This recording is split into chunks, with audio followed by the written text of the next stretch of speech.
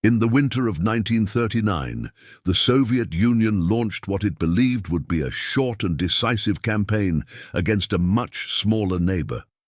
The Red Army advanced with tanks, artillery, aircraft, and overwhelming manpower, confident that numerical superiority alone would force Finland to collapse within weeks.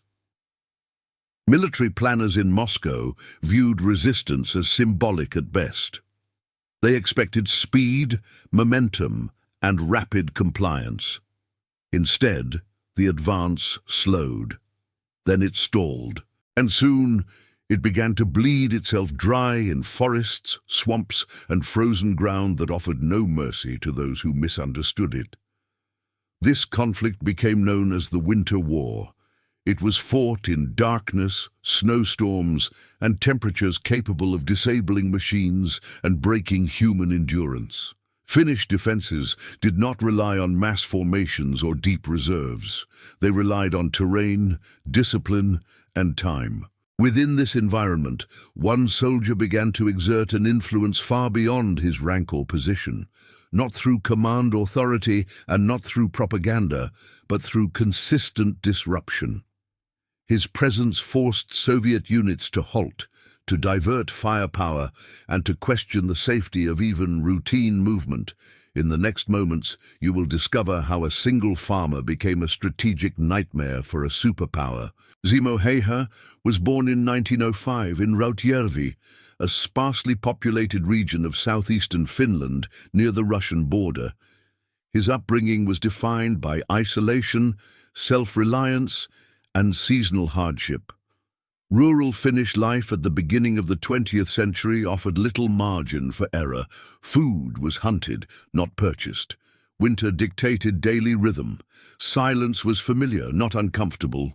From an early age, Häyhä learned to move through forests without disturbing wildlife, to read terrain intuitively, and to judge distance without instruments.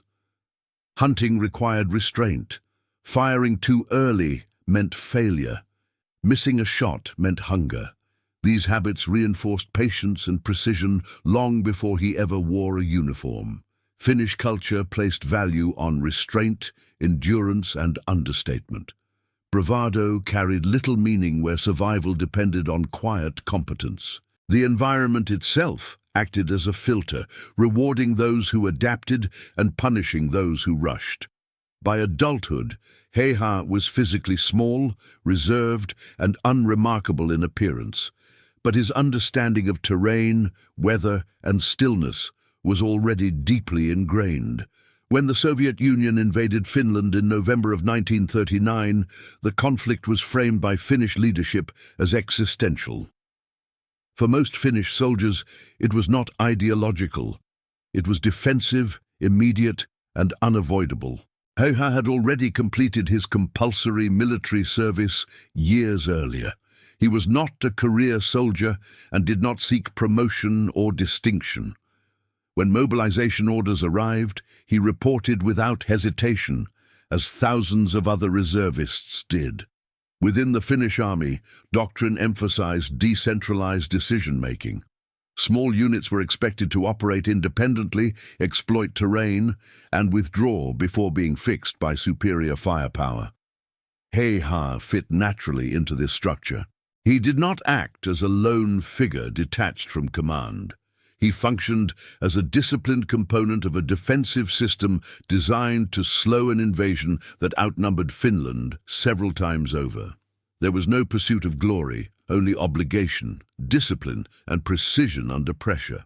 Häyhä's primary weapon was the Finnish Mosin Nagant M2830, chambered in 7.62 54mm. It was a refined rifle, valued for accuracy, durability, and reliability in extreme cold. Unlike many snipers of later wars, Häyhä deliberately avoided telescopic sights. This decision was practical, not personal. Optical scopes could fog internally, crack in severe cold, or reflect light toward the enemy. More importantly, they required the shooter to raise his head higher above cover, increasing the risk of detection. Iron sights allowed Heha to maintain a lower firing profile and eliminate glare. He compacted snow in front of the muzzle to prevent the blast from revealing his position. His breathing was controlled, his posture deliberate, and each shot was followed by immediate reassessment. Speed was never the objective. Remaining unseen was. Winter warfare imposed demands far beyond marksmanship. Heha wore a plain white winter uniform that blended seamlessly with snow-covered terrain. He selected firing positions carefully, often modifying the environment subtly rather than dramatically. Immobility was one of his greatest tools. Remaining still for hours at temperatures between -30 and -40 degrees Celsius required intimate knowledge of how the body loses heat and how to manage pain without visible movement. Sound traveled farther in frozen air. Shadows behaved differently under low winter sun. Even disturbed snow could reveal human presence. Heha treated concealment as a system rather than a single act, continuously managing visual, acoustic, and thermal exposure. Survival depended not on endurance alone, but on restraint. Over approximately 100 days of active combat, Heha was credited with around 505 confirmed sniper kills, with additional casualties inflicted during close-range engagements using a submachine gun. These figures were recorded by Finnish units and corroborated through battlefield reports, though exact totals remain debated. What made these numbers exceptional was not only quantity, but consistency. Achieving such results in extreme cold, under constant threat of counter-snipers and artillery, required sustained discipline and restraint. Each confirmed kill forced Soviet units to slow movement, increase spacing, and divert manpower to security tasks. In a campaign where time and momentum were critical, these disruptions accumulated across the front. Delay itself became a weapon.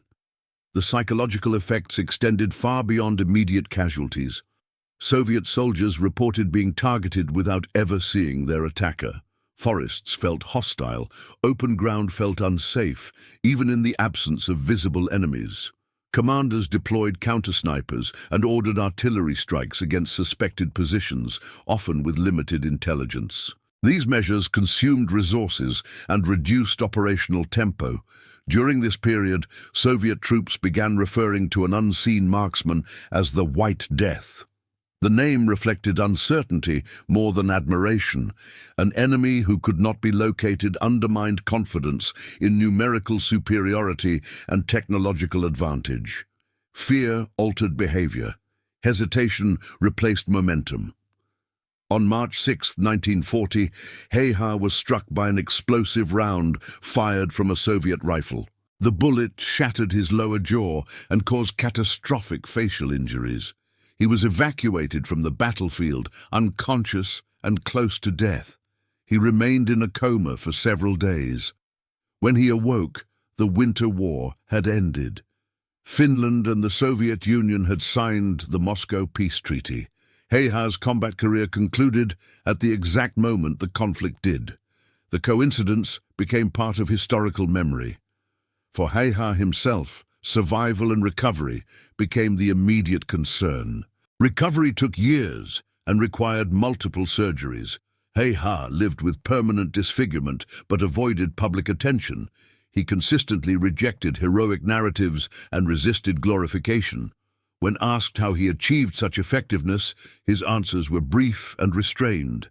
Practice, calmness, doing what was required. There was no language of hatred, ideology, or vengeance. He returned to rural life, hunting and breeding dogs, living quietly until his death in 2002. In his own telling, the war was not a defining identity, but a period of duty imposed by circumstance. Simo Heha's significance lies not in myth, but in adaptation. He demonstrated how discipline, terrain knowledge, and psychological pressure could offset overwhelming numerical disadvantage. He did not win the Winter War alone, nor did he alter its political outcome single-handedly. But his actions illustrate how individuals, operating within coherent defensive doctrine, can shape events far beyond their immediate scope. Wars are not always decided by numbers. Sometimes they are decided by men who understand terrain, patience, and silence.